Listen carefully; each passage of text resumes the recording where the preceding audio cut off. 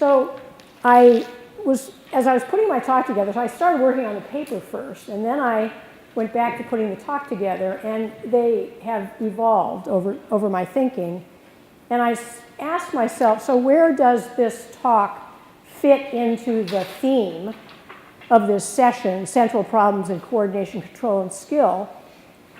And my initial thinking after my PhD, working with Dick Schmidt and focusing a lot on motor skill learning, was that the fundamental problem limiting movement recovery in cases of brain insult was one of skill acquisition. And at that point, when I returned to the field and began thinking about the science behind what it was we were doing and how we were inventing our interventions to foster recovery, there was very little connection between the work that had been done to understand skill acquisition and the treatments that were given to patients. But simultaneously, there was a revolution in neuroscience, which basically said that the brain can remodel itself. And it remodels itself based on experience. And that was the connection between the advances in neuroscience that were happening right then and the idea that when we learn a motor skill, we're learning and we're remodeling our brain. And so that really became sort of the focus. And it was a while before we got people in the clinical community to really appreciate how important this was. So fast forward 2 decades, where I've been working in this field for that long, and I am now convinced that movement recovery is less about skill acquisition itself and more about the context within which that skill is expressed. And I'm going to try to take you on a brief story that describes how and why I arrived at this new position. So I'm going to come back to the, my title is Thoughts About Clinical Trials and Negative Trials in Medical Rehabilitation. And I'm going to speak to something that Jason Carter mentioned this morning. So this is the revised definition of clinical trial by NIH. And the things I want to focus on are, obviously, this is a research study in which one or more human subjects are prospectively assigned to one or more interventions, which may include placebo or other control, to evaluate the effects of those interventions on health-related biomedical or behavioral outcomes. Move forward, so it's prospectively assigned, this is key, right, to any of the research that we do that's not looking back on records that have already been collected. And the way an intervention is defined here is a manipulation of the subject or subject's environment for the purpose of modifying one or more health-related biomedical or behavioral processes and or endpoints. Now, the key is this definition of the, what the intervention is affecting. So here it is health-related biomedical or behavioral outcomes. And I'm focusing here on human subjects' biomedical or behavioral status or quality of life. Those are the domains of things that we measure in order to say our intervention is having an impact or not. What has happened to this definition is that this used to be applied only for phase 3 randomized clinical trials that are under very well-controlled conditions. Now, what Jason was mentioning this morning is they're going to be applied across the board to everything that we do. So the only thing on this progression that is not affected by these new rules would be the preclinical studies, which are animal model studies. Everything else, the modeling, phase 1, the exploratory kinds of things, which are really the things that we do, are now subject to the same criteria. That's not my point, but I am bringing it up because it is very relevant. My point is, so I've been living in this phase 3 world, and I want to talk a little bit about what research has been done in this area and the fact that we have had some, quite a number with, quote, negative outcomes. And I want to define what that negative outcome means. So I think this has a pointer, but this is a list of all the non-pharmacologic interventions in neurorehabilitation over the last decade. So this was not something that was done. In fact, most clinical trials in the area of neurology have been done using drugs or devices, stenting, things like that. So this is a relatively new area where we're doing basically behavioral interventions. And we are developing interventions that we think will have an impact, change the outcome of the individuals that we're working with in terms of their recovery. So I have one spinal cord injury, and that was one of the first ones in 2006. By the way, in order to join this club, you have to come up with a fancy name. So they all have fancy names, except the VA robot study, which is still kind of a dull name. But so Dobkin basically did one of the first studies in spinal cord injury. It was a locomotor training trial. And then you go down the list, and you can see our trial, the iCare trial, which was published just last year in JAMA. And there are several locomotor trials. There's electrical epidural cortical stimulation in stroke. So from SILT down, these are all stroke trials with various kinds of outcomes. But this is basically a decade of research in this area. So if we look at the primary outcomes and the endpoints, think about the definition, okay, that I gave you. All of these, you don't need to know what these things are, but in most cases, the primary outcome is a performance measure that reflects either motor impairment, motor function, or some global disability measure. And they are all valid, they are all reliable, and they are all what people term as objective measures. And these have been used, you can see there's a lot of repeats of the same ones because they've been used in a previous trial. So people are happy with what they reflect in terms of motor performance. I'm going to talk a little bit about what's wrong with those measures in a minute, but I want to now define what it means by what it means to say a trial is negative. So these are the cases, so there were 6 out of 8 of those that I listed that are deemed negative. And so this is the definition of a negative trial. So if you set your trial up to have a superiority hypothesis, which basically says one intervention is going to produce better results in my participants than another, or than compared to an appropriate control, then you have a superiority hypothesis. And a negative trial would be where your particular evidence-based intervention is not shown to be better than an appropriate alternative using the primary outcome. So those measures that I listed on the previous slide, which are motor impairment, motor function, global disability, if your intervention does not come up statistically better using that primary outcome, then it is deemed a negative trial. And this is because you have to basically put all your eggs in one basket and say, this primary outcome is the key variable that is going to tell me whether or not my intervention is doing what I say it's doing.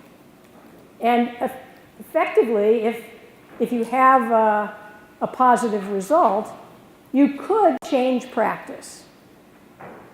That never happens in rehab because the situation is much more complex, but basically that's the, so we published our paper in JAMA, and we basically, said there was no difference between these groups, and we have a negative trial. And the story doesn't stop there. So if you go back and you think about what it is you're doing and how you're defining things, experience tells us that the process of neurorehab is complex and multifaceted. It's not like an experiment that you do in a very controlled laboratory. Importantly, in a rehab situation, it requires a genuine collaboration between the patient and the clinician to affect optimal recovery. Now, where is that collaboration reflected when you talk about the fact that you're doing something to someone and then you're measuring something that they have really nothing to say about? You're choosing that outcome, and you're saying that's important.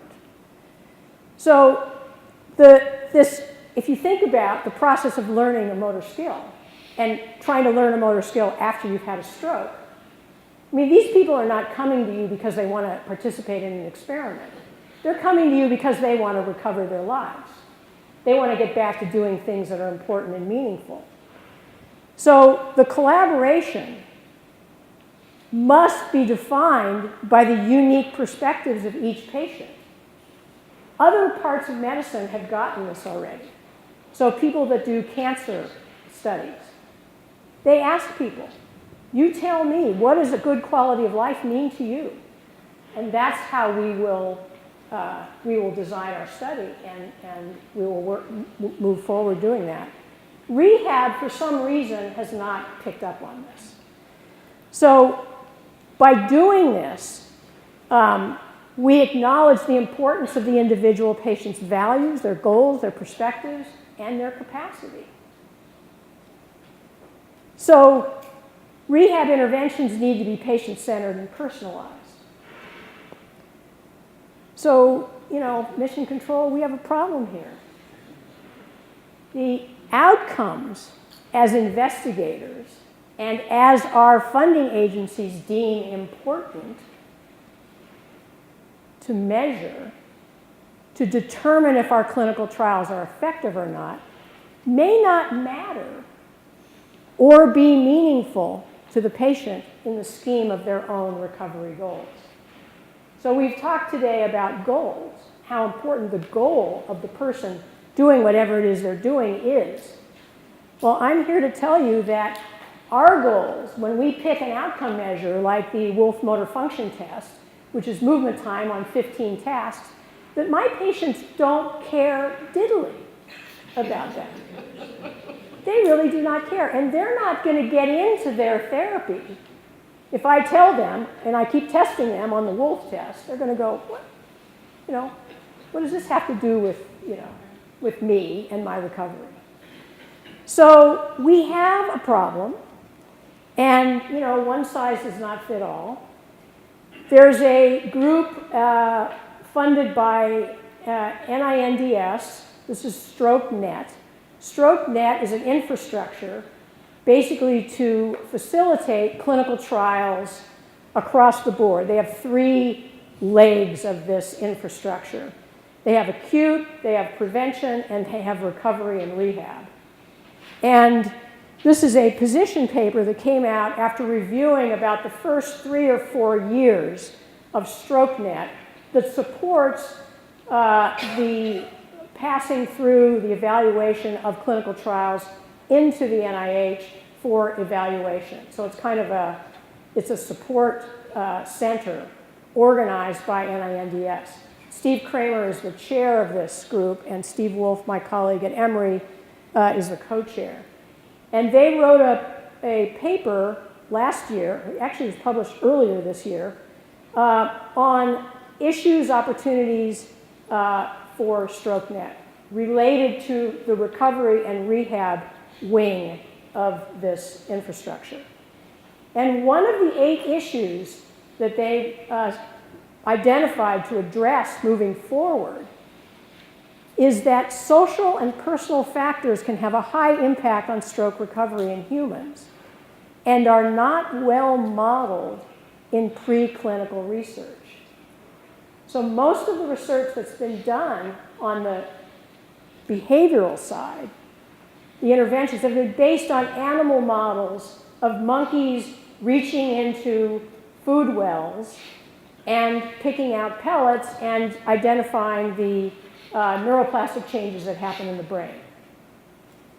So that's good, that's great, that's neuroplasticity, that's practice, that's what do we have to do, challenging tasks, but it doesn't capture the social and personal factors that actually become more and more important when you're dealing with a human being that's just suffered this catastrophic event.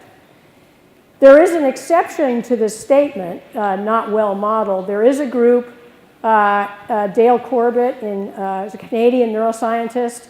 It's a wonderful paper, Rethinking Approaches to Stroke Recovery, where he has developed animal models which are a combination, he calls them using enriched rehabilitation. This is the closest thing I can think of to what we actually do in clinical trials, in our research anyway, is a combination of environmental enrichment and task-specific therapy. So his environmental enrichment is kind of a proxy for social and personal factors in the rodent model. I now take you to a recent systematic review that actually asked patients receiving rehabilitation, stroke rehabilitation, to identify, this was qualitative research, their experience going through rehab. And major themes that emerged out of this systematic review were disempowerment, boredom, and frustration. Okay, so that's what's actually happening in the clinic. So tell me, how can people learn if they're disempowered, they're bored, and they're frustrated? It just doesn't fit. There's something, right? I mean, you can't acquire new skills that'll help you recover if this is the situation. That's what my students tell me. Yeah, so we just can't learn, right, Howie? So in developing the eye care trial intervention, I worked very closely with Rebecca Luthwaite. This was before the optimal theory was actually published. We were thinking about what are the key elements that need to be part of this intervention. And this is in a nutshell. The Accelerated Skill Acquisition Group received principle-based training with a clinician that could basically assimilate these 3 elements. The task that they practiced was chosen by them. It's a meaningful task, and it was embedded in this framework where we were working on skill, like you would think about it, not only skill for functional recovery, but self-management skills. So they need to be able to take this problem solve and leave you and be able to integrate this into their lives. Obviously, we were working on capacity, and there was this motivational component, which was very, very important, and that was building confidence, supporting their autonomy, and really developing a situation where there was intrinsic drive to do the practice that they needed to do. So these are the elements of ASAP. So we conducted our clinical trial. We chose the best health-related biomedical or behavioral outcome that was acceptable to NIH, which was the Wolf Motor Function Test time score. We had no group differences with arm and hand motor outcome. You can see the 3 groups there. They all improved. And the 3 groups were our ASAP group, our dose-equivalent usual and customary care group that didn't receive this structured thing, but they had 30 sessions, over 10 weeks, and the usual and customary care group that didn't get 30 sessions. They just got however many they got, average being about 11. And you see they all did equally well on this approved primary outcome measure. And that's what we published in JAMA. And, So then we also had a whole bunch of other patient-reported outcome measures that we thought would be affected by this intervention. And here are just a few of them. So the CIS-16 is the stroke impact scale has a number of domains. The CIS-16 is really activities of daily living. You can see the blue line at post-intervention was greater than the other group. The CIS strength, this is CIS strength. This is not strength of the upper extremity. This is strength in general. They perceived their strength better than the other two groups. Reintegration to normal living was also greater post. And the EQ-5D scale, which is a health, perceived health benefit. Now, the other two groups caught up at 12 months, but we accelerated their outcomes on these patient-reported outcomes. So there seems to be a general neglect of the patient's perceptions as viable behavioral outcomes in neurorehab clinical research. And I think this comes from our concern that, well, these are subjective measures and they're not really good proxies for the things that we can measure in the laboratory, and I can measure someone's force. But what's forgotten is there's just as much limitation in these, quote, objective measures as there is in the subjective measures. So, and there's been a significant amount of work, we've done some as well, showing the correlation between objective and subjective measures. So I think this is a trend that we have to begin to overcome. There's a wonderful paper by Kays and McPherson, Measuring What Matters. Does objectivity mean good science? And they make a very, very strong case. The NIH has an entire PROMIS database PROMIS stands for Patient-Reported Outcome Measurements Information Center, or systems, and across the board. And they're encouraging people to really use these measures and understand them. There's psychometric properties on them. They're valid, they're reliable, they have sensitivity, and, but we tend not to use them. We tend not to use them in rehab, which really shocks me, because that's the place they should really be being used. So what happens when you embed task practice, skill acquisition, into a personalized and meaningful environment as defined by the patient? So I'm going to share with you some of the results of our exit interviews. So here was the impact on quality of life. So the question to the participant at the end of therapy and at the end of the study was, overall, to what extent, if any, has your experience in the eye care study improved the quality of your life? Now, mind you, that wasn't our primary outcome. But our intervention was really geared toward having that impact on non-arm related task kinds of influences. And we got significant effects. The blue is the ASAP group, the red is the DEUCE group, and the UCC group. Now, in this scenario, it really looks like UCC is pretty bad. But in other words, it could be enhanced if some of these things were integrated in. But it met the standard for the same outcomes, basically, in terms of our primary outcome. Ability to return to pre-stroke work or hobbies. How much improvement have you seen since your stroke to the end of therapy, since eye care therapy ended to end of study, in your ability to return to the work or hobbies you did before your stroke? Again, this had an impact on this kind of an outcome, patient-reported outcome.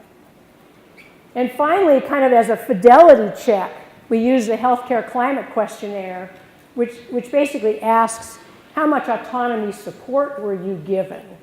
So this is in contrast to the disengaged outcome from the Luker study. So how engaged, how much autonomy support did therapists give? So there are 6 questions. I feel that my therapist has provided me choices and options. I feel understood by my therapist. My therapist conveys confidence in my ability to make changes. I feel a lot of trust. My therapist listens to how I would like to do things. And my therapist tries to understand how I see things before suggesting a way to do things. Again, significant differences in the groups, with the ASAP group showing much higher autonomy support. And so I want to show you an example of one case. This patient was at our Rancho site, Spanish-speaking. She had a stroke, affected the right side of her body. Her right arm is affected. You'll see this in the video. Her goal was to go back to work, and she was a commercial baker. And so those things got factored into the tasks that she practiced, and you'll see a progression from early practice in the lab, later practice in the lab, and then her actually back at her workplace. And you'll be amazed at what she had to actually do. So the video is less important.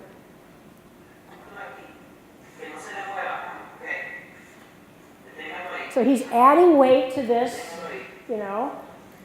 She's seeing how she's doing. She's completely engaged in this because it's a simulation of things that she has to do. He said, "Is it difficult?" She said, "Yes." He's timing her. She's trying to beat her score.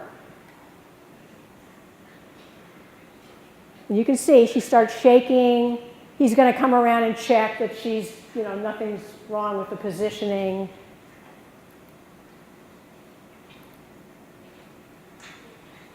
Look how intense she is. How just... He says, hold it, hold it.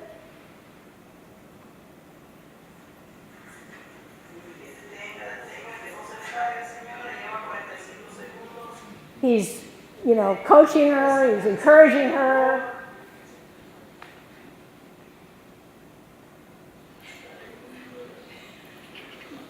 He's going to lose it. So we're pushing people to their challenge point. Now, this task,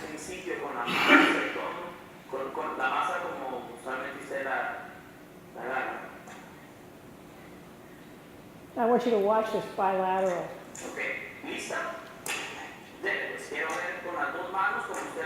Dos manos, use both hands. Now, this is something she's done, but she's improving because she's going back to doing something that she did before. And he's leveraging that. If we had tried to train bilateral movements out of context. So here she is. She went back part-time.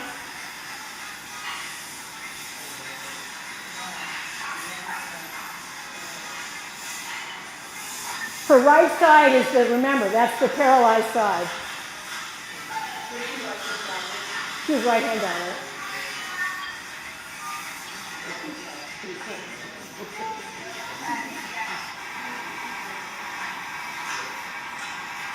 You can barely see any difference between the two.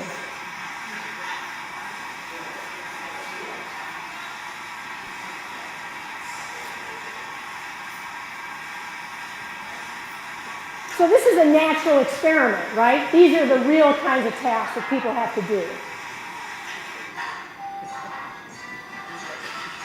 So lifting these very heavy.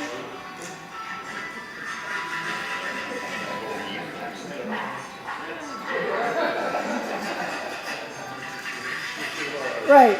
Is this an A or a B restaurant?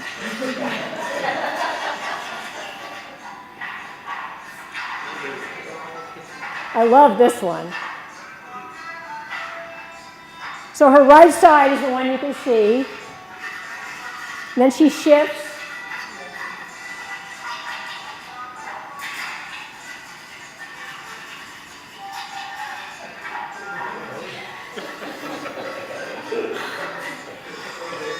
Okay, so she's got to lift these things, be accurate. All right, so I wanted you to see that. So take-home messages. The process of neurorehabilitation is complex and multifaceted. Most importantly, to effect optimal recovery, it takes a collaborative approach with the patient fully engaged in the process. I think we must focus on patient-defined meaningful movement skills and goals in context. So rehabilitation of the arm or the leg, which is what these trials were really about, and is really recovery of the person engaged in their life.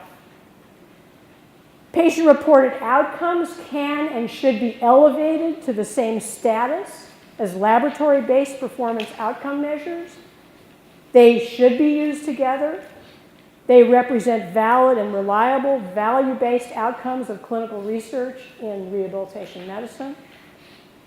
And a key characteristic of value-based, so this is from the healthcare reform perspective, a key characteristic of value-based care is moving away from an episodic fee-for-service model. Value-based care pays for value and outcomes. However, to achieve this, patients must become the center of the care. Long and short-term outcomes must be the focus. So the patients really, we need to listen to them to see what are the things that they're valuing. And I think even in our very controlled experiments, when we do these sophisticated laboratory experiments on posture and locomotion, we should be asking people, what are you focusing on? What are you doing? What's your goal? Because I think we would learn a lot that could add to what we understand in the way we're doing things. Thank you.